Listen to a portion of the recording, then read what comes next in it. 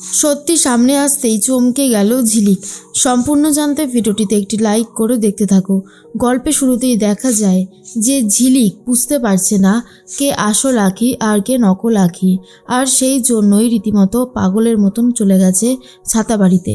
আর সেখানে গিয়ে নীলিমাকে জিজ্ঞেস করে, আমি জানি আপনি আমাকে পছন্দ করেন না, কিন্তু আঁখিকে তো পছন্দ করেন, তাই আপনাকে একটা কথা বলতে এলাম, যে কথাটা বলাটা খুব জরুরি। তখন নীলিমা বলে, কি কথা? ঝিলিক বলে, আমি আমার বোনকে চিনতে পারছি না। একজন নকল আঁখি এসে উপস্থিত হয়েছে, আর সে বলছে সেই নাকি আসল। আসল আর নকলের জন্য অ্যাকচুয়ালি যে আসল তাকে আমরা কেউই চিনে উঠতে পারছি না। নীলিমা তখন বলে, চিনতে পারবে যে নকল, সে নকলই থাকে, যত কিছুই করুক না কেন আসল আঁখি কোনোদিনও হতে পারবে না। আমার মনে হয় তোমাদের ভালো করে বিচক্ষণভাবে জিনিসটাকে পর্যবেক্ষণ করা উচিত। আসল আঁখি ঠিক বেরিয়ে আসবে সামনে, যে আসল সে আসলই থাকবে, আর যে নকল সে অবশ্যই সবার সামনে ধরা পড়ে যাবে। নীলিমার কথাগুলো শোনার পরেই ঝিলিক ভাবে, খুঁজতে তো আমাকে হবেই কে আসল আর কে নকল। এর মধ্যেই ঝিলিক তো হেঁটে হেঁটে সামনের দিকে এগিয়ে যাচ্ছিল, তখনই অলরেডি বৃষ্টি শুরু হয়ে গেছে। এর মধ্যেই চলে এসেছে আসল আঁখি আর বলে, ঝিলিক তুমি কোথায় যাচ্ছ এই বৃষ্টিতে? এরপর ঝিলিক বলে, তুই এখানে কেন এসেছিস? আমি তোকে বিশ্বাস করি না, তুই নকলও তো হতে পারিস। এরপর আসল আঁখি বলে, আমি আসল, তুমি ভুলে গেলে? তোমার সাথে তো আমার এই জায়গাটাতেই প্রথম আলাপ হয়েছিল, তোমার সাথে আমার দেখা হয়েছিল, এখন সেসব কথা তুমি ভুলে গেলে? ঝিলিক তুমি বিশ্বাস করো, আমি হলাম আসল আঁখি। এরপরেই তখনই ঝিলিক বলে, আচ্ছা তোর গলাতেও যে লকেটটা রয়েছে তার মধ্যে ছবি আছে, আর আমার গলাটাতেও সেম। আমি এক কাজ করি, নকল আঁখির গলার যে হারটা লকেটটা রয়েছে সেটা গিয়ে দেখি আদেও সেটা আসল কিনা। এরপর চুপি চুপি করে আস্তে আস্তে পা টিপে টিপে গেছে, আর সেই হারটা আর লকেটটা দেখে আর বলে, আঁখি এটাই হচ্ছে নকল আঁখি, কারণ এর হারটা আর লকেটটা পুরো সলিড, লকেটটা পুরো সলিড থাকায় খোলা যাচ্ছে না। আর হ্যাঁ, এটাই হচ্ছে সেই নকল আঁখি যার জন্য আমরা এত বিপদে পড়েছি। তখনই আসল আঁখি বলে, তাহলে আর দেরি কিসের, মুখোশটা খুলে দাও। এইভাবে মুখোশ না খুললে তো হবে না। তখনই ঝিলিক বলে, দাঁড়া, এখন যদি মুখোশ খুলে দিই তাহলে ওর যে মাথা আছে সে ভয় পেয়ে যাবে, তাই এখন এটা কিছুতেই করা যাবে না, আমাদেরকে একটু হলেও অপেক্ষা করতে হবে। তবে ওকে আমরা ঠিকই ধরবো, ও তো মুখে মেকআপ করে রয়েছে, ও যখন স্নান করতে যাবে তারপরে তো নিশ্চয়ই মেকআপ করবে, সেই সময়টাতে যদি আমরা ওকে ধরতে পারি তাহলেই আসল সত্যিটা সবার সামনে আনতে পারবো। ঝিলিকের কথা শুনে আঁখি বলে, ঠিক আছে তাই হবে।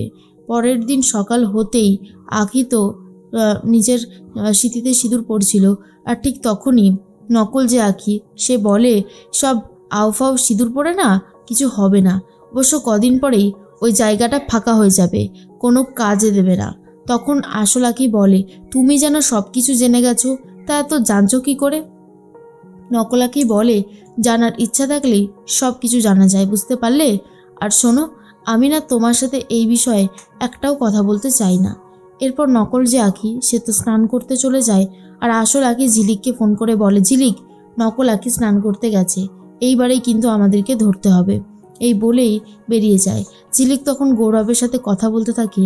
গৌরব বলে, এ কি তুমি এখন কোথায় যাচ্ছ?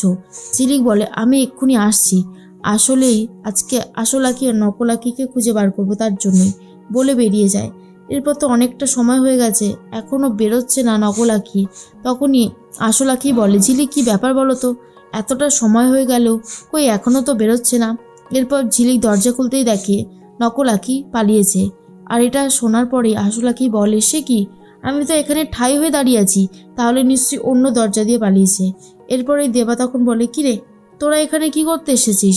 ঝিলিক বলে, আমরা তো নকল আঁখিকে ধরার জন্য এখানে এসেছিলাম, কিন্তু নকল আঁখি পালিয়ে গেছে, আমার মনে হয় এই রাস্তাটা সোজা বরাবর গেছে, আর গেলে কোনো ক্লু পাবো। এরপর যেতে তো থাকে, তারপর দেখে সামনেই রয়েছে একটা বিউটি পার্লার, আর এটা দেখার পরেই তখনই ঝিলিকের সন্দেহ হয় আর বলে, তাহলে কি ও এখানে মেকআপ করতে এসেছে? দেবা বলে, কিরে তোরা কি এখন পার্লারে যাবি নাকি? ঝিলিক বলে, হ্যাঁ যাবো, তার আমরা আসছি, ভালো করে আঁখিকে একটু পালিশ করে নিয়ে আসি, বলি তো চলে যায়। আর তার মধ্যেই পার্লারে যে ম্যাডাম রয়েছে সে তখন বলে, বলুন আপনারা কি সার্ভিস নেবেন। এরপর ঝিলিক বলে, আমরা তো সমতার মানে দিদি আর বোন বলতে পারেন, আমরা জ্যাঠতুতো কাকাতুতো বোন। তখনই সেই মেয়েটা বলে, তাই সমতা এরকম তো আগে বলেনি কখনো। এর মধ্যে ঝিলিক বলে, হ্যাঁ বলার সময় পাইনি হয়তো। আচ্ছা তুমি একটা কথা বলো তো, সমতা কোন জায়গাতে গেছে? এখান থেকে নাকি ওকে একটা ভালো জায়গায় পাঠানো হয়েছে। আর ঠিক তখনই সেই মেয়েটা বলেন, না তো, আমাদের এখান থেকে তো কোথাও পাঠানো হয়নি। তার মধ্যে ঝিলিক জানতে পারে যে এমন একটা মেকআপ আছে যেটা করে নিলে পুরোপুরি অন্য মানুষের মতন দেখতে হয়ে যাবে। আর সেটা বুঝে গেছে ঝিলিক, আর বলে, তার মানে আসলেই আমাকে যেটা করতে হবে সেটা হচ্ছে ওর মেকআপটা সরিয়ে দিলেই আসল রূপটা সবার সামনে চলে আসবে, আর আমি এখন সেটাই করব।